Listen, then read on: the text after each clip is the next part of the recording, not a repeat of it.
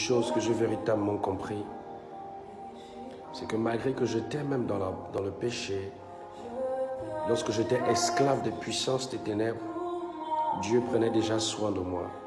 En fait, malgré le fait que je n'appartenais pas à Dieu, Dieu m'avait déjà choisi avant que je ne sois dans le sein de ma mère. Et si Dieu m'avait abandonné à Satan et aux puissances des ténèbres, je serais mort.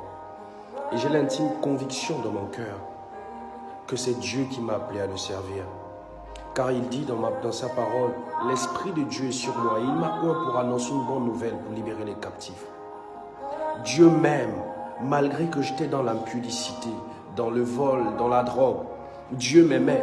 Il a testé son amour en moi chaque jour, lorsque je me levais du lit, lorsque j'allais dans le péché. Dieu m'aimait déjà. Il n'était pas en moi, mais il était près de moi.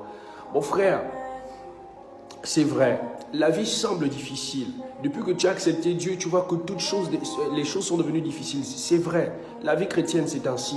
Parce que la Bible déclare que celui qui veut me suivre doit porter sa croix, renoncer à sa vie, marcher à ma suite. La vie chrétienne, c'est pas pour des bisounours. C'est une vie qui appartient aux violents. La Bible déclare que le royaume des cieux appartient aux violents. Si tu veux véritablement suivre Jésus, tu dois prendre conscience maintenant que le fait que tu n'as pas Jésus, il a manifesté son amour en toi par le fait que tu puisses vivre. Mais tu dois faire le choix de suivre Dieu. De suivre Dieu, lui dire, Père, je veux goûter à cette vie de sainteté, cette vie de grâce, cette vie de pureté, de sanctification. Amène-moi à goûter cela. Père, prends soin de moi. Malgré que je ne comprends rien, prends soin de moi. Même si les hommes m'abandonnent, prends soin de moi. Lorsque j'ai donné ma vie à Jésus-Christ, je me suis séparé de toutes choses, de mes amis, de tout. Et aujourd'hui, je vous parle, je n'ai pas d'amis. J'ai Jésus-Christ dans ma vie et je ne regrette pas cette vie. Lorsque j'endure les épreuves, je dis, Père, je te bénis de ce que j'endure ces épreuves parce que tu es en train de mettre ma foi à l'épreuve, parce que tu m'as dit dans ta parole,